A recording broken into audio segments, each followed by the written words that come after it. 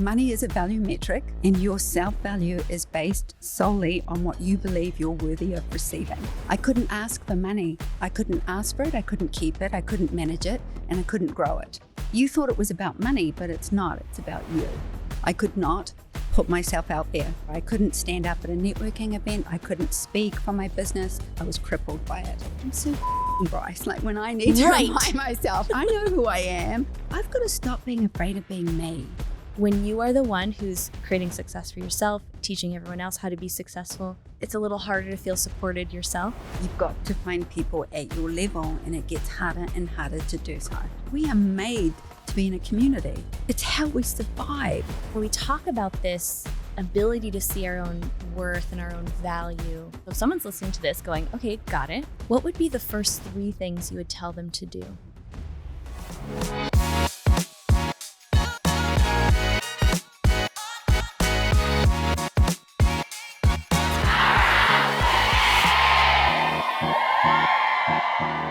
If you are looking to unlock your ability to receive and earn more money, then today's episode is for you. I am sitting down with Sue Bryce, who is an internationally acclaimed educator and photographer. She has decades of experience in her craft, but she has really taken this mission of helping entrepreneurs understand how to really manage the energy of money. And we're talking about how that connects with your self-worth. We're talking about how to own being the face of your brand, and why when you do that, it will not only allow you to see yourself as more, but it will allow you to receive more. This is such a valuable conversation, and I cannot wait for you to hear it. Sue Bryce, I am so thrilled to have you here. Welcome to Powerhouse Women. Thank you so much for inviting me here. Oh, well, we were just chatting a little bit before we started. We got to meet officially in a sort of a unique way. You attended our recent Expanders retreat as someone who has hosted. I mean, you are like the number one person that if someone is building a photography business, they go to your events, they take your courses, and to get to meet you in that way, get to experience the value you bring to a space, and just how I can tell why you're successful, because you really lead with this heart of service. I am so thrilled to get to sit down and hear more about the story that really goes along with this beautiful brand and business that you've built. Awesome. The more I gave, the more I got. And it was that simple. Yeah. Okay, podcast over. But really, it could really be that simple. It is that simple. Yeah. There's something that you talk about and you have courses on that I was like, okay, this is the thing. If we can leave everybody with one takeaway, and there's going to be such a deep dive into this, I want to hear how you describe this connection between our ability to make money, our self-worth, and ultimately like what we see in ourselves, the value we're able to see in ourselves. Because I think this is also going to tie in part of your personal story, because you don't get to be an expert in talking about these things unless you've really walked through them. Yeah. So take us to whatever point in your own journey you want to start with, in how you started to realize this correlation between the value you place on yourself and your business's ability to make money. You know, there's, in hindsight, I'll break it down so simply. There were certain things I could not do when I started my business in 2001. I could not put myself out there. Whatever that was, I couldn't do it. I suddenly didn't have the confidence to put myself out there. I couldn't stand up at a networking event. I couldn't speak for my business. I could hold a room privately, but when it came time to promote myself, to actually put myself out there, I was crippled by it. Wow. I couldn't ask for money. I was in debt. I couldn't ask for money. I literally couldn't ask. I would get cotton mouth. I couldn't ask for it. I couldn't keep it. I couldn't manage it, and I couldn't grow it. And that came to me very, very quickly. You will not be successful in this business if you don't learn how to make money. You will not be successful if you don't put yourself out there. So suddenly those two things, putting myself out there and confronting asking for money, brought me to the solid truth is your self-value. Money is a value metric, and your self-value is based solely on what you believe you're worthy of receiving. And suddenly putting myself out there without self-value, asking for money without value, made me realize this is about value. This is not about money. This is about what I believe about myself. And if I'm good enough to step up and receive it, that there changed my life. And it was the moment. There's a story connected to it. I went to my mum at the time. My parents were blue collars workers. They were hard workers, and they instilled in me a work ethic, like an incredible work ethic, but they weren't business owners. And I started a business, and within a few months, I started to see evidence that it was going to work just in my little garage. And I went to my mum and I said, Mum, I made $3,000 today. This is in 2001. And my mum was like, what? And I was like, yeah, like I can do this. Like, I think I can do this on my own. I can see my value now. I can starting to do this. And I said to Mum, you never taught me that. You told me that I could be whatever I wanted to be as a kid. You said the world was my oyster. And that's a great parent. But you never taught me about money. And you never taught me about business because you didn't have a business. My mum looks at me and she goes, we had a business. And I was like, when? And she goes, when your kids were born. I was like, wait a minute, you had us at 21, 22, and 23. So you owned a business at 23? And she was like, yeah, me and Dad, we had a business and it didn't work. We failed after about a year and a half. And I said, what do you mean it failed? And my mum said, Dad couldn't ask for money. Wow.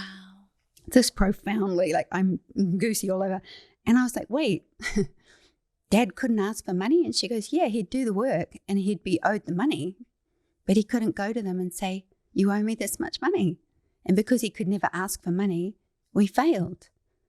And I made a promise that day, I think I was probably 34, that I would never go through my life not asking for what I'm worth, especially when my parents told me what I was worth, but they didn't show me what they were worth, and I never learned it. And if you don't learn about money or how to ask for it, you'll never learn.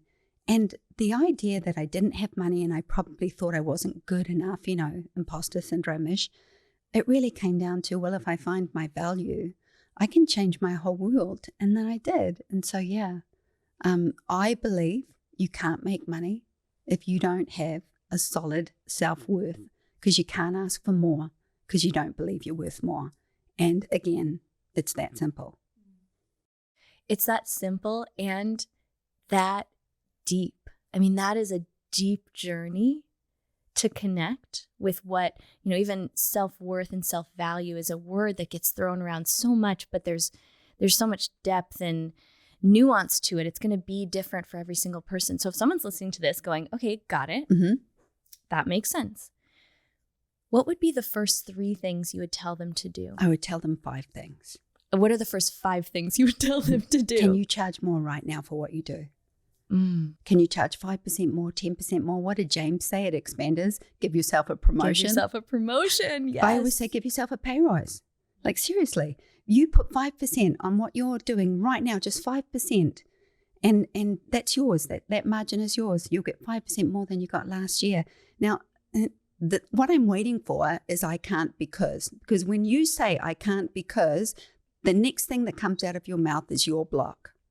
Okay, so can you charge more right now? And everyone's like, this is going to challenge your self-worth, because in order to charge more, you're going to have to believe that your clients will pay more. And straight away you go, I can't because of the economy. I can't because there's so many I can't because. Can you add more products? Like what you're selling right now, great. Can you add more? Can you create digital products so you make money while you sleep? Because if there's something you can create, even a template that you sell for $20, that is making money while you sleep. And you're going to wake up. And I actually set that challenge years ago. And one of my girls started to sell an email template just to help people speak. You can sell AI templates now. But if you think about just something so simple, then she told me she forgot about this template. She was like, I basically don't market it. I forgot about it. It's on my store. She was like, that template made me $19,000 last year. When I broke down my taxes, she was like, I did nothing to get that money. You're so right. It just made, and who doesn't want more money? So add more products. Decrease the amount of money it costs for you to make what you do. Because I tell you what, you're a woman in business, which means you're giving away your income to all your team and not leaving anything for yourself, because that's what women do. It's the burnt chop syndrome. We get everybody else paid and we keep the burnt chop for ourselves. So I can tell when people have a team around them and they're not making money, where their money is going. And the first thing you need to do is sit down and actually do your cost of goods, your cost of goods sold, your cost of doing business, and tell me you are sustainable if the margin is not there for you. Right? So those are 3 simple things that you have to go and do right now. And it's like, how do I do that? Add more value. Yeah. How do you add more value to what you've already got? Everybody thinks it's give more. If you tell a woman to add more value to her product and service, she'll add candles, she'll add chocolates, she'll give them flowers, because to her mind, she's adding more value. The value is you. You are the value. So elevate yourself. Elevate how you see yourself. Elevate how you do the work. Elevate how you put yourself out there. Add more value to you. And that comes down to positioning. Okay, so if you're going to a networking event and you're not very good at putting yourself out there, go in 2s. Take a wingman with you, because the wingman is going to position you. So imagine we go to a networking event and I'm talking to somebody and I'm like, you need to meet Lindsay. You need to meet Lindsay right now. She owns Powerhouse Women. She is an author. And I'm positioning you to other people, right? Straight away, I've said you're important. I've treated you with respect and importance. And now they are like, I'm taking them now to meet you. Yes. It's the fastest way to network in a room is to have a powerhouse woman with you. Yes. That can bring other people to your value. And I'm not talking you up. I'm saying who you are and I'm putting you in a position. Now, straight away, women compare themselves and instantly they're either going to see you as competition or, oh, wow, she has achieved all those things. So the adding value is about you positioning yourself as more. And so that means you got to be more, say more, speak more. So adding more products, decreasing the cost of how we do it is one of the biggest ones, because you're not in business if the margin is not there for you. So those things are so simple and they will all challenge your self-worth. So give me I can't because on one of those and I'll tell you why you can't move forward. So you thought it was about money, but it's not. It's about you. Yes, it's such a reflection. So how do you help someone? Maybe you're working with someone one-on-one or someone within one of your programs. And so they give you their, I can't because. Let's just say a common one might be, I can't because I don't have enough experience. So that shows us, right? That's where the self-worth block is. What are the practical steps to start to strengthen that? Because I love how tangible and strategic all of those tips were. How do you then help someone bridge the mindset piece, the identity piece? How do we start to work that muscle? Because once you start to see that it's actually you holding yourself back, then you can start to speak in terms of, I'm trying to raise my prices, but it turns out I have a money block. Yeah. Okay, so straight away now you're talking to your network with the truth. I've got a brilliant product, but I'm struggling to sell it. And sell more is the 5th one. How do you sell more? You connect your marketing message. If your marketing message is not connected, it tells me you don't value this product. Yeah. And if you don't value that product, you can't sell it. So when people say I can't sell more, I'm actually finding out why they can't sell more. And most of the time, they simply have not connected the value of their words to the product and service that they sell. They haven't found the clarity and the connection in their product and service. And you will feel like an imposter until you do. So it's about positioning yourself first. Yeah. When you introduce yourself, I introduce myself as a photographer, educator, and a speaker. I'm already saying I'm Sue Bryce. I'm a photographer, educator, and speaker. And this is what I do and who I do it for. Once I communicate that way in business, I've positioned myself as important. Women are so often just being so they don't speak the way men speak about themselves when it comes to positioning themselves. So if you can't do it, bring somebody with you that can. They will elevate you so fast in the room. Once you start to see evidence that you're valuable, well, people want my information. They want my knowledge. I can hold space for people. You start to see what makes you valuable. Once you see it and you have evidence, you just keep gaining momentum and confidence because you're seeing the evidence that you're good and what you're doing is good and connected, and it's like so palpable and it's so energetic. And then try it. Try this. Go into a room, any room, a social room, a networking room, anything. Look and feel your best for you, not what you think other people, how that you want them, they want you to look. How do you feel the most you, the most authentic, the most beautiful? Just fill yourself with just self-love and acceptance, knowing that once it's all filled inside you, you can go into this room and it just goes out of you like an aura. And all people feel is love and acceptance from you because you filled yourself with it. You're good enough to sit in every room that you go in. And I always say this, like, to me, if I'm in a room full of very wealthy people and they're richer than me, I have respect for what they've created, but it doesn't make them nice people.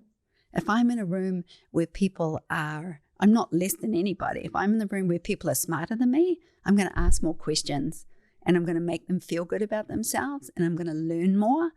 And I'm going to make everybody in that room feel good because I don't need validation and I don't need attention. I filled myself up with self-love when I got there.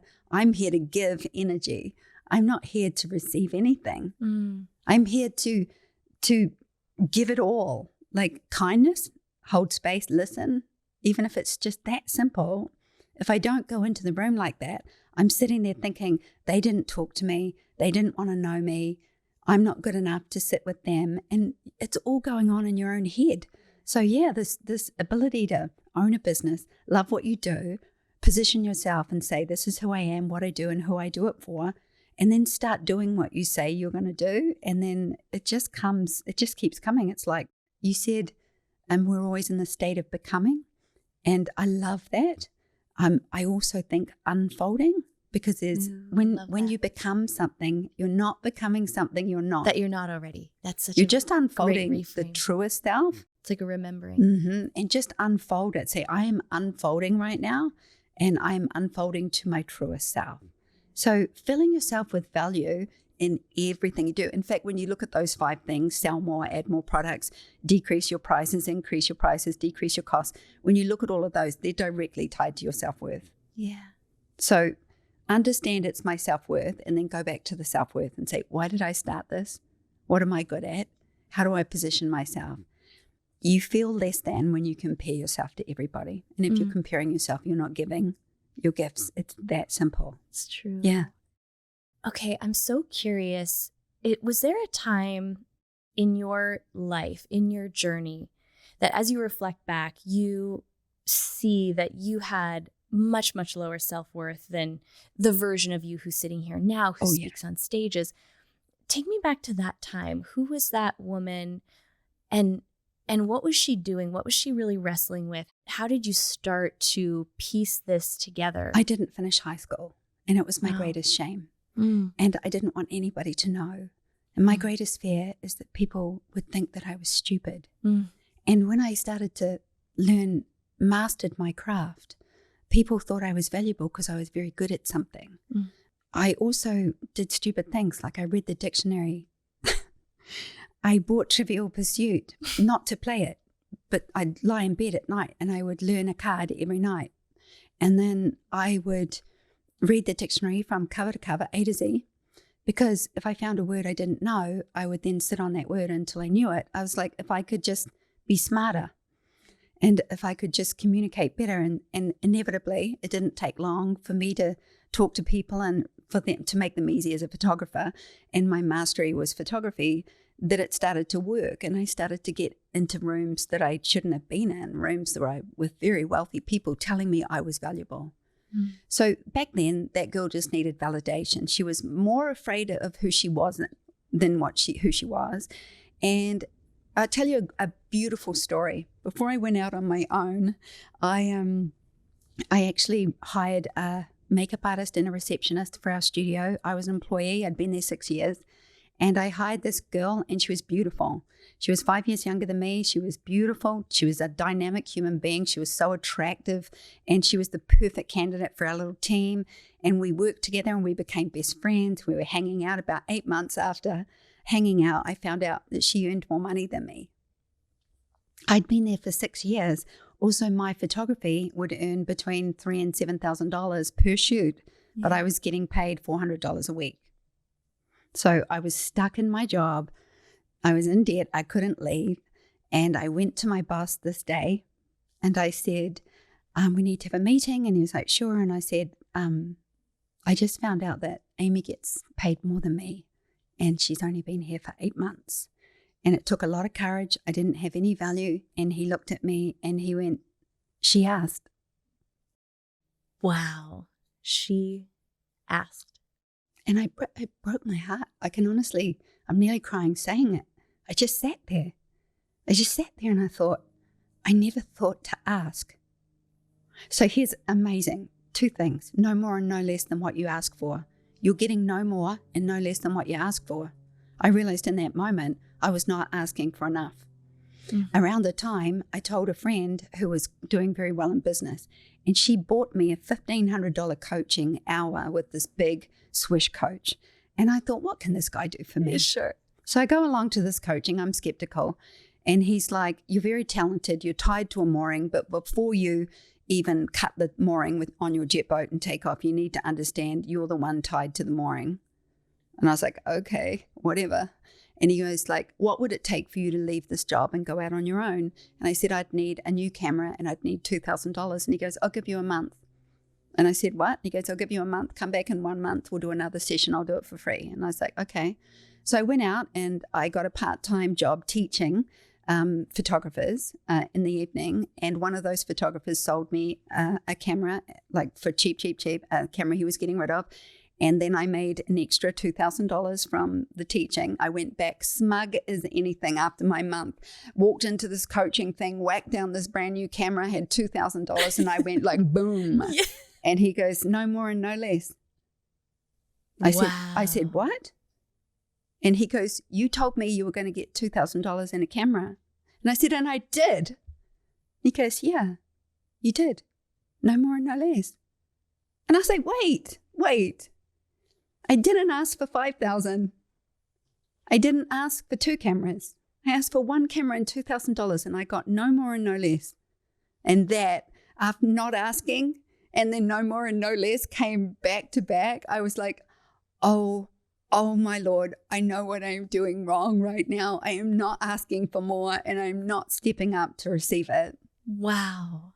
And if you have a problem with asking, you think, I can't ask for more money, more anything, more time, more space, hold more space. Mm-hmm. Ask for affection, ask for love. If you are not asking, read The Gift of Asking. It's written by Kimi Nekvapil, and it's called The Gift of Asking. And it is a book that will change your life because you will learn to ask for more and then step up to receive it. And when you start to talk to women, you will be shocked that these beautiful, incredible, smart, intelligent, valuable women are going without because they are choosing not to ask for more. This will blow you away. Last month, my sister-in-law is C-level corporate. Mm-hmm. She runs HR for a company that employs 8,000 doctors. She could run the world, absolutely. She's such a powerhouse woman.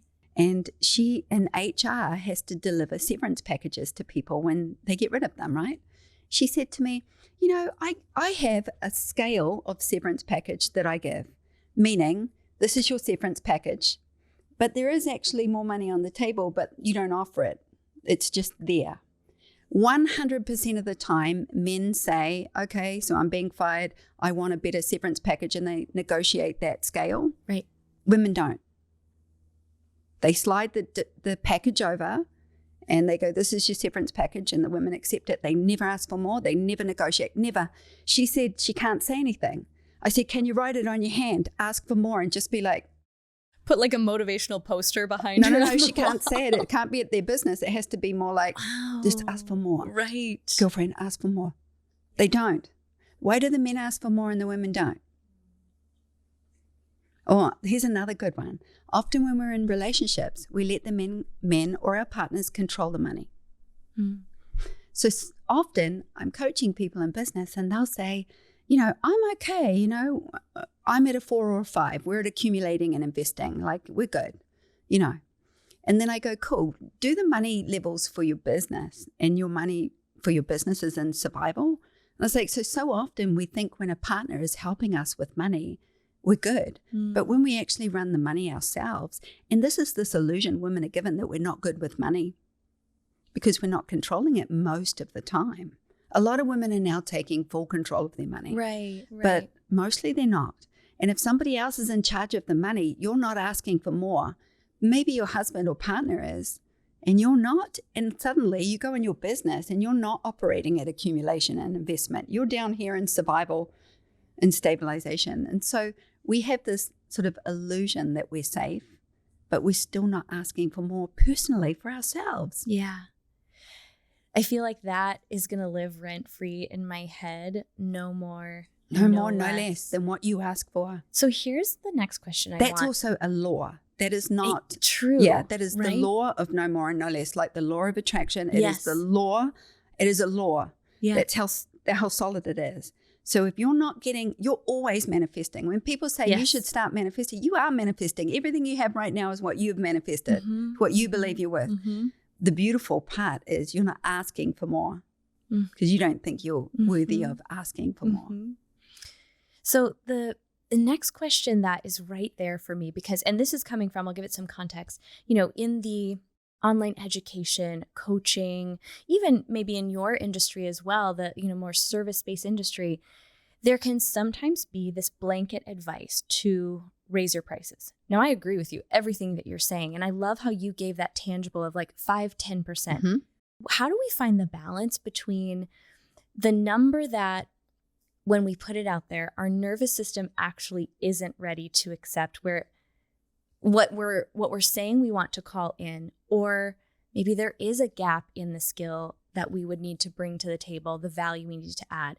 I agree with you. I think that women tend to have the opposite problem, but I also have always had a little bit of trouble with that blanket advice of just a blanket advice to just raise prices. Because you're raising the prices without raising your value. Yes. Okay. So how do you help people maybe navigate between that space and find the place that's going to stretch them and have them grow into the ability to receive more without also triggering that imposter syndrome where they're going out there saying, my price used to be 1,000, now it's 5, and everything in them is saying, don't hire me because I'm not worth that. Yeah. Exactly right. So you can't get it if you don't believe you're worth it. Yeah. Your income and your self-value and your confidence will go up in increments. That's so It's the good. only way it can go up. It goes up at $500 to $1,000 at a time. You can't. So in order to shift a belief, you would actually, in order to change your money and go from 1,000 to 5,000 per job, you would have to shift your belief overnight. Right. And you can't do that. Right. You can only go as far as your emotional self. And your emotional self has to grow. So everything will grow. Your income will start to grow.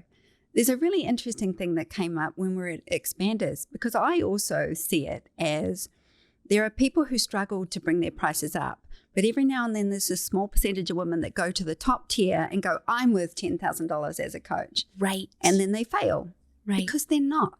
You can't just say it. Yeah. You have to follow it through. Here's the thing. You can have anything you want. You can create anything you want in business with money if you create a timeline to it. So maybe your timeline, and a timeline is not based on time, it's based on the steps to get there. So let's say you go, okay, I'm charging $1,000 now. I want to charge $5,000. You're not going to go from 1 to 5,000. You can't. You won't believe that you're worth that jump. So you're going to go to 2,000. And then you'll go to 3,000 and then you'll go to 4 and then you'll go to 5. Or maybe you'll work it out at 3 and then go straight to 5 and 7 from there. But it's your limit. So as soon as you start to see it, so then what I would say is, okay, I would like to earn this much money. So how can I grow? And all I'm focused on now is that timeline. Give me the timeline to get there. So if you came to me and you said, I would like to get to this growth of income, I go, okay, show me your timeline. You're going to start walking towards it. What steps would you take to get there? And then if we got so much clarity in that conversation and you could totally see the path and you're like, this path is illuminated, see, Our bodies don't know the difference between what's happening and what's not. I'm just talking She's about. just talking about it and getting goosebumps. I'm talking if you about are listening you to getting the clarity. audio experience. That's what it is. Yeah, it's like it is. so magical. So let's say I go, show me the path, Lindsay, show me the timeline to that money. You're going to start going, well, I guess I would have to do that and put myself out there and add this product, and I could put my prices up here, and I could do this, and I could sell some digital products, and I could cut back the costs here, and that would give me more. And before you know it, you can see a path, a full path. That is a timeline. You can have it. It's yours. You can create a timeline to that. It's yours, sister. Go now. Just tell me the path. Yes. Because nothing is ever created in an aka because, right? It's always on the next step and the next step and the next step. So the timeline is just the next step and the next step that's going to get me closer to the goal. That's all I ever did. Took the next step. I teach in next steps. That's how people grow. If you don't give people just the simple next step, they can't get to the next step and the next step. Yeah. And if you try and get 5 steps ahead and you haven't done the work on each step, it's called binge growing. It's like you're trying to eat up your path and be successful. And it's like, no, you can't jump over the emotional lessons. You can't. You have to feel them and then experience them and go, I didn't stand up for myself. I didn't speak a boundary. I didn't have more value. I didn't say what I was worth. I didn't ask for more. I didn't negotiate for more. So brilliant. And that is, I love this kind of this idea that I think we get so obsessed with the overnight success story, and we think we see that in other people's, but every success story, if you actually look at the underneath, it is this incremental growth. And then sometimes it seems like something pops, but there's been so much incremental growth underneath it. Yep. It's boring. No one sees it. It doesn't end up on social media. You look at your income and on a timeline, it goes like this. Yes. Yeah. It's really weird. It just keeps jumping up. It just goes long periods of time, the same amount of money. Yeah. And money needs direction. It needs connection and it needs direction. So if you don't actually look at it and say, I want to attract this much money into my business and this is where it's going, this is what I'm going to spend it on, you don't have the connection to its value. It just sits there and stagnates. It doesn't grow. If you don't look at money, it stays the same or it falls away. And if you don't value yourself, money disappears from your life. You can receive it like, I'm a manifester. I've manifested money, but you can't keep hold of it. It just falls. And it goes into your bank account, gone. Yeah. And you're like, how do I not keep this? Because you never gave it direction. You never connected it to value or what you wanted. And you're not actively asking for the money and using it in your life to make your life better. Yeah. Okay, there's another element to this that I know is a big part of your story. And that is the willingness to be the face of your brand. Yeah. And when we talk about this ability to see our own worth and our own value, I think that's one of the ways that it can show up. So many of the women that I've mentored, maybe yours too, I can see, especially in an industry where you're used to being behind a camera. Yeah. The thought of stepping in front of it, the thought of being the face. How do you see that connects with this conversation about understanding? Really what we're talking about is like the energetics of the connection between self-worth and our ability to hold abundance. How do you see that manifest itself as it relates to people maybe being hesitant to step out and be the face of their brand? Okay, so earning money changed my life. Teaching people how to make money as a creative was clearly going to be my purpose. Yeah. It was so easy to understand that once I broke through money, you never go back. You never go back. You've learned. Once you learn about money, that's the whole give a man a fish he eats for a day, teach him how to fish. I learned how to fish. So I was like, I'm going to teach other people how to fish. There I was, 42 years old, and I'm about to go on a live broadcast. You're going to love this. The instructor that popped up first on the platform in front of me that I just got accepted to teach a class was Jasmine Star. And so here's this beautiful person just popped up onto my screen, and suddenly I was like, oh, wait a minute. I don't look like this. I'm not beautiful and shiny and gorgeous, and holy moly, I just suddenly internalized I was old, I'm fat, I'm uneducated. Everything went through my brain. And I just started to do the whole comparison, which all women do. This is interesting. Men compete with power. Men compete with money. Men compete with strength. But women compare When we compete, we compare ourselves. It's so stupid. They are like, I'm fabulous. And we're like, I'm not as good as her, right? So straight away, I remembered seeing her and all of my doubt came on me. And then I was standing there at that broadcast about to do my first American live broadcast, which was around the world, which got me a massive audience, tens of thousands. And it really set up my career here. And I just lost all confidence. It just drained out of me.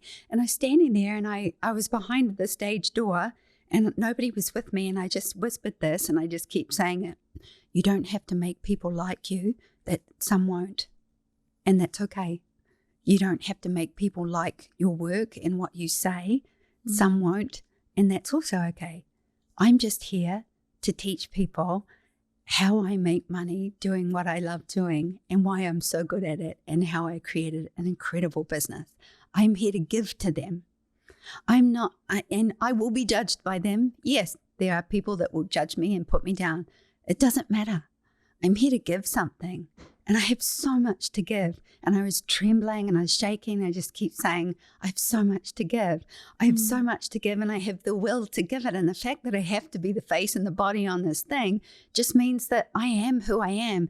And then I started to do the dung, dung, dung, the 8 Mile thing, lose yourself in the music, the moment, mum's spaghetti, I've got vomit on my sweater and I'm singing it because I remembered when Eminem walked out and he just trash talked himself, he just said it. And so I just walked out. And I said, my name is Sue Bryce. My voice was trembling. I've created an incredible business and I'm really good at making money and I want to teach you how to do that. And I didn't finish high school and yet here I am. And I just said everything that I wasn't, that I thought people would judge me for. And everyone went, she's so real. She's just like us. And I was like, oh, because the people who follow you, they're going to look up to you, sure. But really, they're just like, you just proved I could do it because you showed me you could do it. And then you freed me and I could do it. And I was like, that's all I have to do. So every time I go on stage now, I connect, I ground my feet, I say a prayer, I call in light, I call in a channel that anybody can speak through me to the highest good of everybody in this room. I know I've put content in there that will change somebody's life today. And then I will just say, I'm here to elevate anybody's life. I'm here to help people fall in love with themselves and make money. And I fill all of that intention with that energy. And then I go out there and I try and give as much in that content from my heart as I can. And that's what connects with people because it's not about you. This is what you need to know. You're putting your name out there, your face out there, your voice out there, and sometimes your product and your service. But it's not actually about you. It's what you can do for me. I'm the client. I'm the one paying. So don't lose sight of that. It's about me, but it's not about me. It's really about what I can do for you. It's about me and what I can do for you. It's not about me at all, but it's all about me, but it's not about me at all. And that's the moment I think people realize it. It's not about you. Yeah. So stop making it about you. In fact, isn't it a little self-involved and a little precious to make it so about us? Right. When we're just facilitators of a message and energy to hold space for people because it's what we enjoy doing. Yeah. It's actually your gift. Women were made to network and connect. We were designed to build communities. It's how we survive. Our primary bonding will be with a partner. Our secondary bonding is with women because we know tribally, if he gets rid of me, my only chance of survival will be the secondary relationship I have with her. She will feed me, nurture me, and take me in. It's like we're built this way. So I was like, we are made to be in a community. So when you stand up, men stand up in their own community and expect to be paid. Women are asked to stand up in their communities and it's expected you will do it for free. I'm sorry, but we just don't work like dudes. And we don't have to, but we should start asking like dudes do. Yeah. They ask for everything that they need and we don't. Yeah. So start asking for more. Yeah. And this all really culminates. It comes together and we're hitting on so many things, and you've spoken to it a few times, that are generational. They're these norms that I actually believe we're here at this very cool time on the planet, really being asked to shift things in a powerful way. And everything you're sharing is a part of that. So those of you that are listening and you're doubting that that feeling inside that you're meant to step into the ability to hold more abundance. It actually is necessary that you do. It's necessary that you take to heart everything that we're saying here, because if not, then who's going to change it? I tell you what, when I talk to people about asking for more money, I go, 50% of women of color get 50% of what men make. So women make 72% less or something than men, but women of color 50%. What's it going to take to make you so angry that you start asking for more? Seriously. So you think you're surrounded by a whole lot of successful businesses, and you're not. You're surrounded by a whole lot of people that are sitting there quietly thinking, I don't get enough, and I don't ask for enough, and I'm not receiving enough, and I'm giving away all of myself. And that's why women burn out way more than men do, because we totally burn out in terms of, I just don't ask for enough. So I want you to hold this in your mind, and I know that everybody will have their own sort of true north inside them, but I want you to imagine this for a moment. I am very unique, and because I come from a small percentage of women that are financially independent. I created a business that made money before my husband met me, and I continue to create income, and I have continued also, ironically, since I met my husband, I've earned more money than him, but it's been because of him. He's always helped me see my value and earn more. Now, when I'm financially independent, and it changes everything, changes my relationship. Like, I have a great relationship, but I know what I bring to the table, and I'm not stuck in this relationship because he's got the purse. I literally come with my own things. I have my own interests because of it. And also, I don't have to do things that are expected in a relationship when I'm a money earner. It changed the dynamic of my relationship, of my friendships. So really, it changed my whole life. If you were financially independent right now, to all the women out there, what would that look like for you? And can you get there? Because this will change so many things for you. I've never had to ask my husband for money and have him say no. I have never had a fight with my husband 10 years about money. Ever. Money destroys relationships. Right. And just being financially independent for me it's an extraordinary experience. You know, my dad died in 2019, and they lived on a big bus. They traveled New Zealand up and down for 13 years. So my mum did not have a house. I told them to spend their money. I said to Dad, sell your house, live. They had 13 years before he died, and he died with nothing. And I said, I got you. And I bought my mum a house. I was able to house my mother. Yeah. And this whole conversation, all the way back to just the reminder that we're not going to get more or less than we ask for. It, I think it's so important that we have these conversations as women openly, like you said, removing as much shame as we can, normalizing that. I mean, this has been one of the most humbling parts, but also I think it's going to give me the opportunity to talk a lot more openly about what I'm learning about myself in my relationship to money is with the divorce, it was a complete financial reset. And I am and was the breadwinner. So just realizing so many things that I had wrong about money, where I had disempowered myself, to come back to this place of realizing that if I'm afraid to talk about it, then the woman who is on the cusp of needing to make a change, whether that be in her relationship or needing to leave a situation, and questioning, but what about the money part? So I'm so grateful just that you are willing to have these conversations, that you're willing to unapologetically talk about being the breadwinner and the power of that financial independence.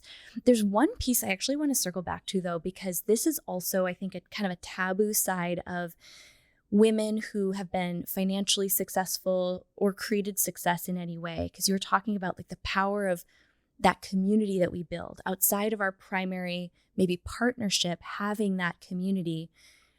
And sometimes when you are the one who's creating success for yourself, teaching everyone else how to be successful, it's a little harder to feel supported yourself. How have you found and how have you cultivated that support network for you to be not Sue Bryce, the educator and the one who everyone's looking to receive value, but really the one hard. Yeah. Yeah, you've got to find people at your level, and it gets harder and harder to do so. I then realized I find it hard to meet people at my financial goals or my level or business. So what I do is I find people that are on their way there and that just have the open heart and mind. Yes. Open heart to money, open heart to mind, good. content, because I realized it's not status that I'm looking for. Yeah. I'm looking for people that can operate in my energy. I don't want to talk about other people. I don't have the energy to gossip. I don't vent, because venting is practicing a problem. I'm a problem solver, and I set expectations, and I'm a solution finder. So much so, I will irritate you. If you ask me to solve a problem, I will not let it go. I'm like a dog with a frisbee. So to me, I'm just always solving a problem. I don't have time to, worry about who said what and what they did and things. I'm always trying to look for people that are just energetically on the same path as me. So it's not so much a status of what they've achieved, but really the openness of their mind. Like, for instance, Nikki is my podcast interviewer because I'm not a good interviewer. So she does my interview and my podcast. She's brilliant. She's taken my podcast to 3 million downloads, and just in photography, just in my little niche field. And she's so incredible. She's been with me for 13 years, and she has her own little business and everything. But the reason she stays with me as my number one is because she just has the open heart and mind, and she's growing in increments in money, her business over the last 12 years, and I've been able to support her and help her do that. But yeah, she's not on my financial same, but that's okay. She is along everything I've ever done. It's to her is like, teach me that. I just loved watching you get to the next level. She was right there watching it and growing as well. So they come with you. So you're always growing people around you. It's only people who are static that you suddenly have to leave them behind. Because when somebody gets stuck, they're in envy of you. And then they're seeing that you're winning and I'm not. So there's suddenly that competition. You can feel that. You can feel it. And they can't come with you until they unblock themselves. So sometimes you're along the path and you have to look back at some really good friends and just be like, I just have to keep running. I'm not leaving you behind. I'm just letting you work it out. And if you want to, you'll catch up. And there were people that never came back, that just I left on the path. And sometimes I think of them and I think they just weren't ready to do that. And then they saw that my success was taking away from their success. And that's not how it works. In fact, the more successful people want to be my friend, because I'm somebody that can be like, what are you working on today? Yes. Like, I'm always like, let's create something. What are you making? What are you talking about? And if my friends get stuck around me, I'm like, this sounds like stuck. What are you trying to break through? I'm just right there with the whole let's go. So yeah, I'm always a coach, and I do need to be coached, which is why I came to the Expanders Retreat, because I needed to be in a network of women that were all business owners, all powerhouse women that didn't know who I was, that didn't need my coaching or advice, but would just meet me as like, this is my problem. This is, what are you going through? Yes. And just being around people like that. So that's the only way. I remember how powerful and expansive it was for so many in the room, even in the intros, when everyone goes around and they share who they are, and we really welcome everybody. Like, don't share the filter. Like, if there's a room, you can share here's the cool shit I've done. Yeah. And here's the brain that I'm bringing into and the network I'm bringing into this room. Like, let's help each other. And you had this beautiful moment where you said, wow, I don't think I've said that out loud. I think it was about selling. Yeah. That you've scaled and sold 7 and 8 figure businesses. Yes. You had this moment where you said, can't tell the people that paid you to build the business that you just sold for 8 figures. It's the weirdest thing. It's like they're not interested. And when they did find out, because inevitably people Googled it and wrote it on social media, there was like the envy and then the judgment of that. And I was like, I cannot feel anything other than pride for what I did and built and sold. From who I was to what I believe about myself, to what I learned, to valuing myself enough to be paid, to building an income, to building a business, and to selling it for 8 figures it was a mirror of the self-value that I had pumped into myself over the last 25 years. And it was so truly evidence that I had done the work and that it was good and that I was valuable.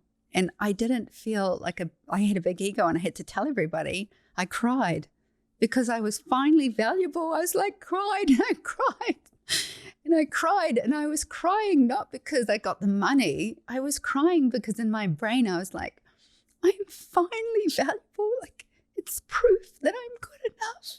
And that was after like 20 years, 25 years of like working, like being an overnight success. And I was just like, it was finally proof that I'd done the work and that I was good. And I was just like, I'm valuable. All I do now is watch people and I just think, you don't even know how valuable you are. Oh my gosh, it's oozing out of you and you don't even see it and you don't even speak to it. I know you don't, because you talk yourselves down. Women talk themselves down. Humble pie, always eating humble pie. Watch women speakers, it always palms out. Hi, friend. They're not there like, look at me, look what I've done, boom, boom, boom, beating their chest. Like, they want oh, this little thing I've created. I was like, no, balls out, Natalie. I'm just like, I've got to be that girl. Like, I can't.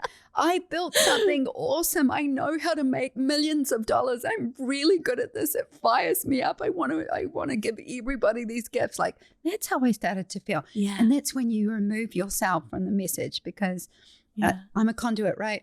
I'm a vessel. If this is what I've learned, I should be passing it on. The more I give, the more I get. Yes.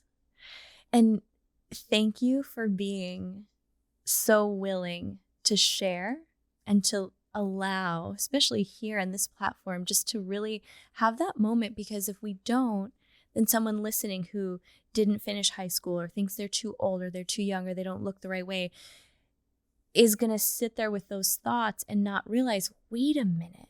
Mm-hmm. I see someone who is proof that my limitations don't have to limit me. No.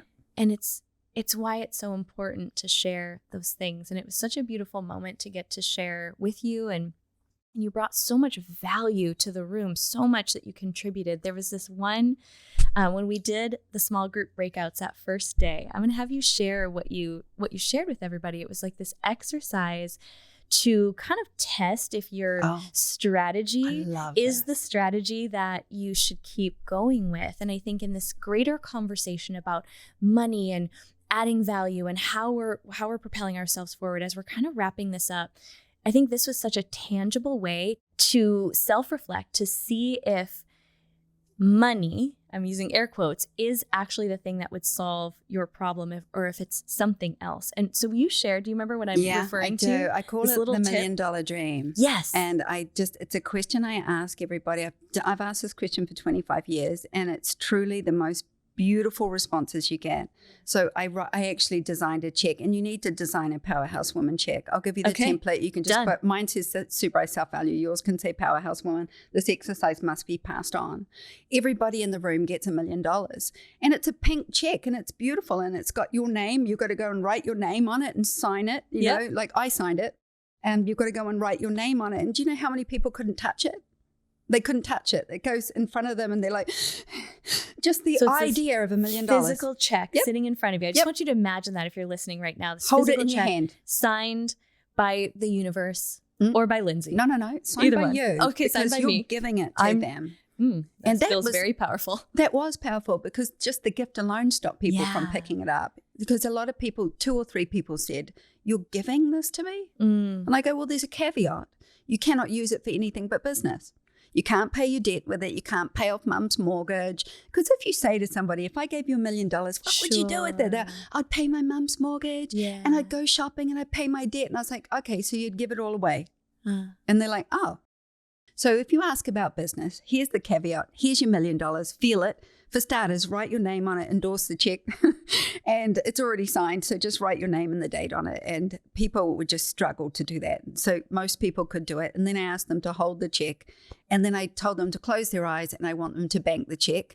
And you're going to see the bank account, because you know what's in your bank account, don't you? Because you look at your money every day, because money is energy and it needs you to have attention and eyes and direction and good juju on it. So you know what's in your bank account right now. And if you don't, go and look every day until you feel really good about it. I want you to add $1 million to that. Once you add your $1 million to that, I want you to sit in a meditation for as long as you can. And I want you to spend the $1 million on your business. Mm-hmm. What are you spending the money on? Who are you employing? Who are you firing? What are you changing? What are you building? Are you on the right path right now? Because if you're not, that $1 million is going to tell you. Is money hurting you right now? Because that money will alleviate debt. And if it alleviates your debt, it will take away your money pain. If it takes away your money pain, you can move forward. So is it money pain stopping you from moving forward? Or is it, I would do this, but I don't have the money to do it? You don't need money to build something. You need to start building it and the money comes. So I always look at that and I always just say what it does is it corrects so many misbeliefs or so many bullshit stories in your head. I can't because of money, or money is holding me back, or I don't have the money to do this. Really, you don't have the time to do it because you're giving yourself away to everybody else, which means you have no boundaries. So it is an exercise that brings up so much of you. And remember this one quote: money is a value metric. Money is a value metric. So how much money I ask for and how much money I have is a direct metric of what I believe I'm worth. So when you look at the $1 million, if you would do exactly the same thing that you're doing now and just put that money into an investment or the bank, you're on the right path. If that money would change your life, you need to change your life. You're not on the right path. Look at the path you really lit up by with that $1 million and tell me, how would you walk that? And if you are walking a path completely different with that $1 million, you don't need $1 million to walk the path. It was simply to illuminate that you're on the wrong path. And if you start walking towards this one, the money starts to show up in increments, just like your self-value, as you get evidence that you're more valuable. So your only goal is to take the next step with the most amount of value you can fill yourself with in everything you do, every email, every conversation. And you are to start asking for the next step.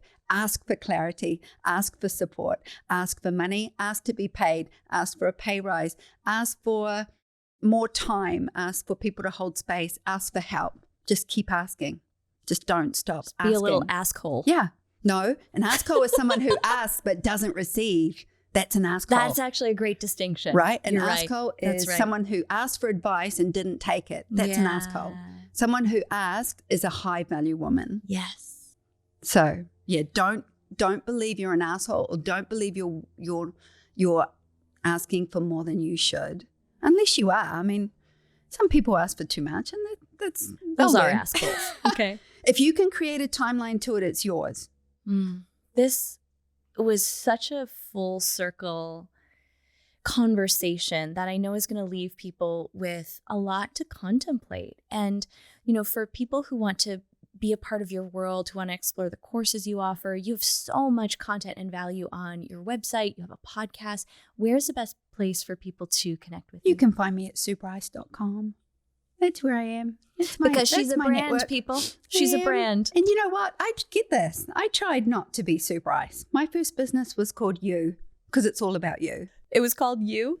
As in, you know, it's all about you was the tagline. I didn't want it to make about me. That's like the epitome of I'm trying to shift all the focus. I literally called it You. And, you know, that's the joke, right? When I left, I went to become an educator. In Australia, I sold my first business. And then I go to become an educator. And they're like, well, you'll just be Sue Bryce. And I was like, oh, okay. Well, I guess I'll have to be Sue Bryce Portrait, because I can't just be Sue Bryce. Then when I went to sell my content on my broadcast, I was like, I don't need to call this my name. And they're like, everything that ever became my name sold more. So I didn't want to be a personal brand, but I wanted to make money. And the best way to make money is to be fully in your personal brand. So I started to run towards it. Yeah. And then I just keep making money. SueBryce.com. Yeah. It's where it all lives. It is. Really... I mean, I don't want to be defined as a photographer. I built a 7-figure business in photography, but I built an 8-figure business in education around photography. It's like, I'm so many things. Women don't want to be pigeonholed anymore. And I think we get stuck with that identity. And I'm not. I'm Sue Bryce. You know, and as I always say, I'm Sue fucking Bryce. Like when I need to remind myself of that, I know who I am. And I was like, oh, I've got to stop being afraid of being me. Yeah. Because me is my whole brand. So I was like, I want every woman to fully push into her personal brand, be the face and voice and be enough. Yeah. Yeah. You are Sue fucking Bryce. Right? Okay, so I have this final question, and I'm just curious what your answer is going to be, because there've been so many nuances to this of just these points of realization, these points of being able to like really honor yourself for the journey and the evolution. And we just call those powerhouse moments. They're big and small moments along the way that, a lot of times we're just in it, so we don't pause in the moment to stop and celebrate. So I love to ask our beautiful podcast guests just to celebrate one with us. And it could be anything big or small. But when I ask, what's a recent powerhouse moment that you just want to take the opportunity right now to celebrate with us and remind everyone listening to pause and do this for themselves, what's the first one that comes to your mind? A really big coach reached out to me this week on Instagram, like a big one, and did the whole, are you ready to get to the next level? and I've got the blueprint and everything. And I looked at it and I went through all of the stuff that he sent me, and I just suddenly realized I don't want this. I don't want to beat my chest and have a private plane. I don't want to do that. And I was like, I don't need to. I'm already rich, because I'm rich in a million different ways. I make money and I've got money, but I'm rich. I'm rich for the first time. I have balance. I go to the gym now 3 days a week. I've never been able to do that. I sacrificed everything to build my business. I sacrificed my body, my health, my everything, my friendships. The 10 years before my dad died, from 2009 until 2010, I went home 6 times. And had I not sacrificed that time, my dad's last 10 years, I would have had more time with my dad, but then I wouldn't have been able to do what I did for my mum. And Dad was really proud of me. But, I spent 10 years not being a friend or a sister or a best friend. I worked really hard to get all my relationships back. I overcorrected, a lot of masculine energy in my work instead of being fully in my feminine power. Women are terrible at boundaries. So the one thing being a man in business has taught me was to ask for more and put up more boundaries as a woman and not feel bad about it. So that's my biggest win. I set boundaries. I say no. I say no, and I won't ever compromise anything for money or this idea of being, I don't need 2 million followers. I need 10,000 followers that want to spend money with me, who will actually change their life. So I'm not interested anymore in being more. I want to give more.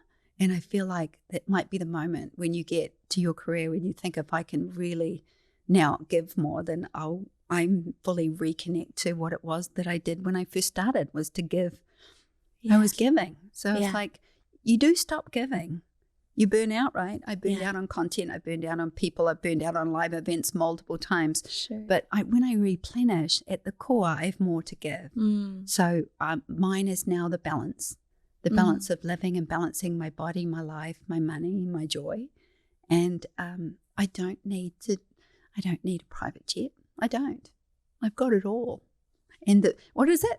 There's a man with $11 million and a man with 11 kids.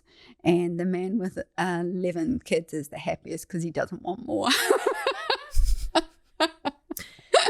And I was like, to not want more in your life should be the greatest goal. But to say, I'd say I'm financially independent. Just saying that to you before. When I walk from my bedroom to my coffee in the morning, I say it every morning. I have gratitude. I have so much gratitude. I speak it out loud, and I can't stop speaking out this gratitude. Look what I have been given. Look at these gifts I was given, and then the realization that I could use them.